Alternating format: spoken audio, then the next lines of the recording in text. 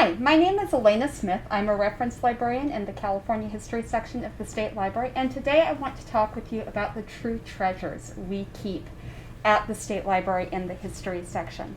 Of course, California is known for the gold rush, and gold being a treasure, we have a treasure map. This was drawn by Marshall in his own hand, and it is a map of where he discovered gold in Coloma.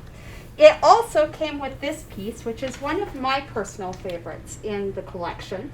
This is the mill that he was building for John Sutter when he discovered gold in California. But what I really love to show is the back. I love to show the back because Marshall was a big believer in cartoon speech bubbles. So you have Marshall over here saying, "I have found it." And then you have the dude over here saying, "What is it?" That just really sums up how the gold rush started in California. It was such a non-event that it showed up at the very bottom of the second page of the local newspaper. I tell kids that's the equivalent of showing up on page 8 of your Google search results. Of course, word eventually got out and people poured in from all over to mine for gold in California. Some people were not too impressed with what they found, such as this gentleman, an Englishman. We don't know his name, but he went back home and wrote a book titled Mining and Miners, Diggers and Priggers. You can tell just from the title that he was less than impressed with the miners and the entire business. He thought that the shareholders in the mining companies were basically jackals and that the miners were lazy louts. Of course, California, he was not the majority opinion, let's just put it that way. And we have commemorated the discovery of gold ever since. One celebration that we held was actually the centennial of the gold discovery in California in 1948. And we sent letters with stationery commemorating the event of the discovery of gold. Of course, miners were not necessarily known for their cooking ability. And going into town and going out to eat was a big deal, much as it is today. So this is a menu from 1853, a restaurant right here in Sacramento. And if I were going out to eat here today, of course, outside with proper social distancing in place, I think I'd be interested in the potted duck with carrots myself. Menus are not the only cooking-related item that we have in the collection. We also have cookbooks. This one actually predates the United States. It was written in 1716, and it is the Royal Cookery.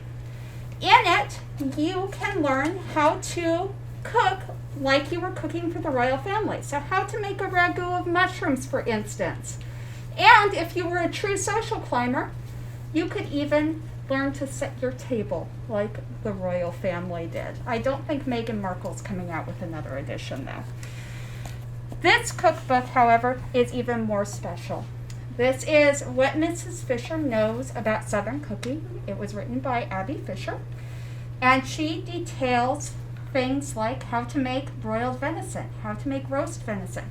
What makes this cookbook special? It is one of the first known cookbooks written by an African-American woman, and it was published right here in San Francisco. Another cookbook that is fun in our collection is this one. This is a bilingual cookbook written in English and in Mandarin, and it's pretty clearly aimed at someone cooking for Westerners. So for instance, it has recipes on how to make ginger snaps, molasses cake, things of that nature.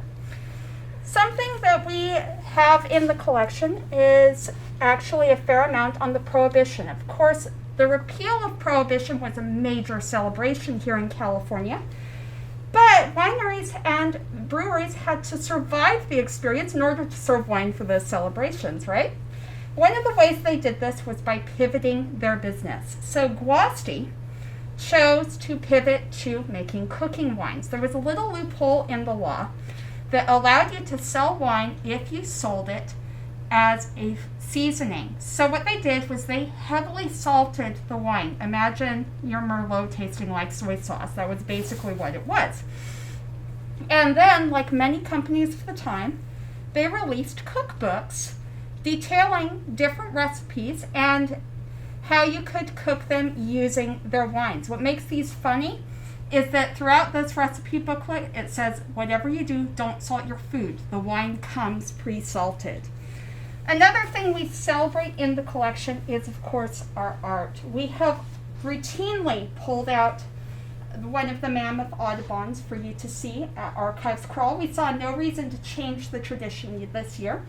So we pulled out one of our framed prints. We actually have a full set of the Mammoth Audubon books, still fully bound. It's just easier with distancing to pull out a single framed print this year. Another piece we have, everybody of course knows Ansel Adams. This particular book is a first edition. Only 500 of these were printed in this first run. Very rare and valuable. And it's his photography of the High Sierra and Yosemite. Another Yosemite photographer we have a fair amount of is Arthur Pillsbury's photographs. Arthur Pillsbury was an adventure photographer here in California. He was known for shooting in Yosemite. There was a little bit of an event with a hot air balloon, not sure quite what went on there. But then when he got back from taking his shots, he went ahead and developed his photographs. In addition to being an excellent photographer, he really shone on his development skills.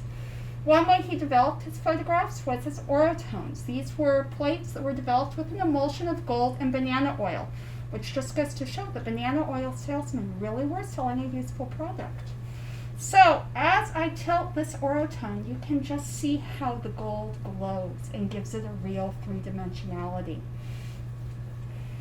In addition to developing orotones, he also developed hand-colored prints. Imagine, after spending hours in the darkroom developing these High Sierra shots, coming back and hand-coloring every single blade of grass. When we were buying prints from individuals like Arthur Pillsbury, we were also buying prints on wildflowers in general, including prints done by this woman, Cornelia Cunningham. Cunningham, in addition to being a trained fine artist, was a woman who knew her own worth. We were buying these plates at $1 a plate. Pretty cheap even back then. She took one look at our rates and wrote us back and said, raise your prices.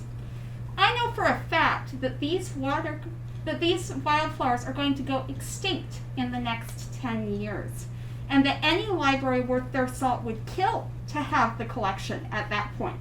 And we must have raised our rates because we have an excellent collection of her prints. And she was right. Many of these wildflowers are extinct now.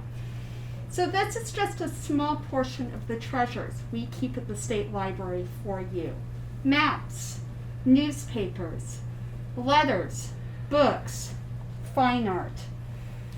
And we encourage you, when we are open to the public again, to come and see what other treasures we've been keeping for you for all this time at your state library.